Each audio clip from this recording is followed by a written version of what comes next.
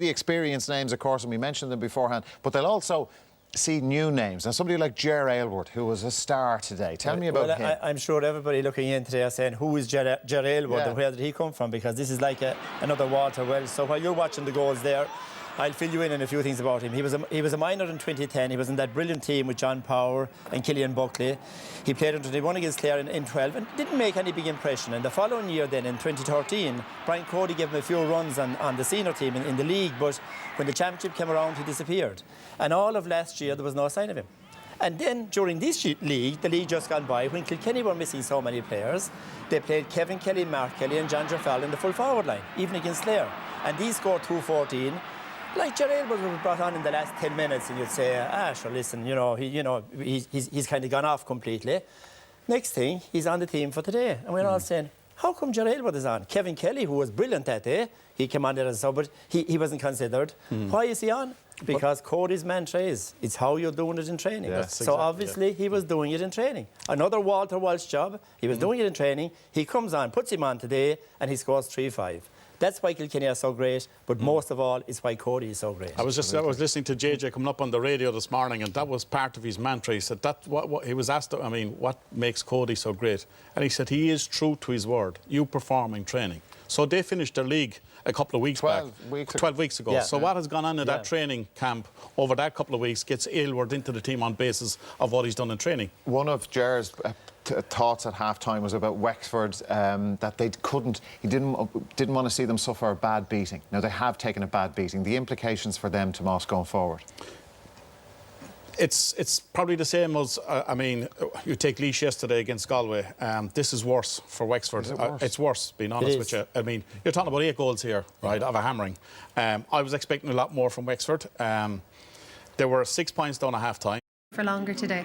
I was competitive. It's not. I would certainly have Wexford as a team that you just don't go out and just beat them. I think Wexford we really prepared well for this game, and if we played Wexford next Sunday, we'd be thinking the same thing, that they're going to be very, very hard to beat, and they are very hard to beat. And look, I'm not just saying that because we did have a big win. There's no doubt about that. But like I said, the confidence can get sucked out of a team in the last 10, 15 minutes, and the game can be played out. But our goals in the first half were crucial to the outcome of the game. There's no better team to put you to the sword than Kilkenny when they get a run on you. They got 3 goals in the first half, but look, it was hugely disappointing for us. We came up here with the belief that we could win the game, and we just got blitzed, So look, they proved whether they're All-Ireland champions today, but we never really put them under any pressure. Yeah, so much for the concern about Kilkenny having to deal with a lot of retirements, Donald. Yeah, well, the only one that we were worried about was the full-back position, really, is to see how Joey Holden fitted into that. He did quite well today. You could say that he wasn't tested. The rest of the Kilkenny team, it was business as usual. And once they get a run in you there, right, as Liam Dunn said, once they move the ball around like that, they're lethal. And if you don't play properly, and we say Wexford were guilty today of some very, very amateurish type of play, like hitting long balls and instead of using the next colleague up the field. And, when they look at them, I think they'll be disappointed with themselves, because I think they came and they put up the Kilkenny for a while, but as the game went on, but does the margin suggest there's a difference in class? Well, I think it does. The thing is like that. You're looking at the All-Ireland champions, less JJ Delaney, and they had Johnny Holden, who had very competent today. Right? No, he might have other questions to answer as we get on, but you'd have to say that Kilkenny look very, very compact and just the same. And we'd say Ger Aylward came in today, did very well. So you'd say like that they're on the show on the road, and there mightn't be much difference. Brendan, you made a very interesting point. You said Kilkenny are dangerous when they don't have the ball. Yeah, sometimes Kilkenny, if you have the ball in your hand, what happens at the back sometimes is people will shut down and start to drift out the pitch. And we have a few examples of it in a while, but that's what happened in Wexford a lot today. They had the ball in good position, picked up here, Leach in. The ball should be delivered in directly into a colleague in the full forward line. But what happens is he goes for a run with it before he hits it, mishits it, and then Jackie Terrell has possession. So they've turned it over. Now, championship game can change quickly. We've a clock on this to how long before trouble started down the other end. Wexford players, look, running around. Number 7 was struggling. Where am I going now? Ball in high. Richie Hogan gets behind his man. TJ Reid comes off his shoulder. and is fouled 11 seconds later from an attacking position, and Kilkenny have a penalty. Another example here, like Donald mentioned earlier, Wexford player gets the ball, Kilkenny sit back, and there's a colleague in the middle of the park. It's a simple ball into him, but the ball goes in long then, Des. And, you know, and we know this Kilkenny defence for years. You know, Kieran Joyce gets the ball. Now, here's the difference in quality. Kieran Joyce looks up, looking for a colleague, looking for a pass, and who pops up when he Jerry Aylward? So from a point down the other end of the pitch that Wexford should have gotten, Jerry Aylward taps it over the bar. And really a lot of Wexford's mistakes today came from that. And that's something I think that Liam Dunn can work on. You know, while there was a bit of a beating involved in it, fine. But if they improve their use of the ball below in Wexford Park in these qualifiers, Wexford are not out, I suppose, of continuing on in the championship. Is it easy to pick things up, though, after a heavy defeat? Well, I know the last time I played Kilkenny in Croke Park was 18 points, you know, so we had to wait another while before we played again. But at least Liam Dunn and his team have a chance to get back on the horse, you know. And, you know, they'll sort themselves out there. Liam, like, the last couple of years, remember, they beat Clare last year, you know, and proved there was no fluke because they beat them the year before as well. So that's a good team down there. Now, I know it's like going into Nolan Park. It's no joke down there when they get a run on you, and especially with the way that they're gander up trying to prove that they still have a say in the championship. So he'll build them again, there's no doubt.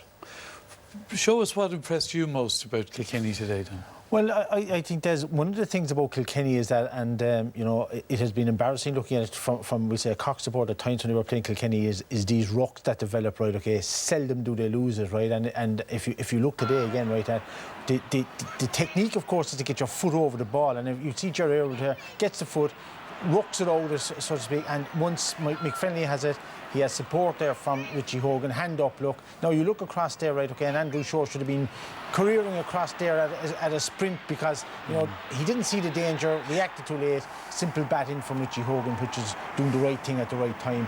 But coming up now, we'll see, right, that here's a sideline. No, Des, you know, we were taught from the time you were under 12s, you mark up sidelines or mark up the man because things can go wrong. Very simple point then with John Power on his tag over the bar, and these are the things, these are the nails in the coffin that you can't afford. And again here, look, no pressure on Jackie Turtle, simple ball down the line. Michael Finley has time to look up, 5-10 seconds, not a Wexford man inside, knocks it down the line because TJ Reid had made a run, and from then on it's danger because you have 2 or 3 Kilkenny fellas racing, you know, from the 45-metre line, and once the defenders are turned and running back to their goal, right, here's Jerry Aylward, great goal, keeper Mark Fanning could have stayed on his feet maybe, but look, you know, now there's a question of steps, of course. Yeah. You got the bonus for Irish there. well, let's have a look at that because at every match fellas shout steps all the time, but we were talking about it, came up a few times today. When you're coaching teams, you say, like, on the 5th step start shouting steps because after that you're breaking the rule. But here's Jerry Aylward, right, you know. Joe Schmidt might have a look at him going for a try. Right, okay. He took about 10, and here's TJ Reid. You know, again, he gets the benefit of the doubt. Took about 8 there, right, and drove in, and a goal came from that. So there's a bit of inconsistency there. There's that, and it's surprising referees don't pick it up, right. Richie races out, but about, again, when you count them, about 6 or 7, you know, so it would be nice to clarify the rule to see what's happening. This was a rule as well, Brendan, that came up. Yeah, it is. There's the rule about the 5 people on the goal, players on the goal line. You see here, Tipperary have 6 on the line, but only if there's a foul on the ball inside in the large parallelogram. So if it's a technical foul, like overcarrying or picking the ball off the ground, but here, you know, Shane Downing is the shot and Darren Gleeson was extremely well with the save. But again, they're allowed to have that many on the line. But if it was a foul on a player, then they could only have 5 on the line. All right then, man of the match. Who are our contenders for man of the match? Well, unfortunately, there were 3 from Kilkenny. You know, our first nominee was Jerry Aylward, right, and he had a super game today. Really got it. You know, his work rate as well as his finishing was top class, and he really put his hand up there and said, "Look, I want to be on this Kilkenny team. There's a chance of getting on." And our second pick was Michael Fennelly, and I can pay him no better tribute than to say he played a typical Michael Fennelly game, up and down the field, held the centre in front of the centre back, right, immense. And our third pick then was, you know, Richie Hogan, right, 1-5 scored. Like, you know, what a player to have in your ranks, centre forward, full forward, centre field. It doesn't make a difference. He was exception again today. Dave, plenty to choose from there, Brendan. Yeah, who gets it? He was tight enough stuff now in a lot of ways. Yeah. But the Glenmore man, Jerry Aylward, was the one. I mean, he contributed 3-5 today. It was the right place, the right time. And, you know, when you talk about the game being taken away from Wexford, you know, it was his goals really that put Wexford to the sword. OK, well done. Let's hear what Ger had to say afterwards. He spoke with Joanne Cantwell.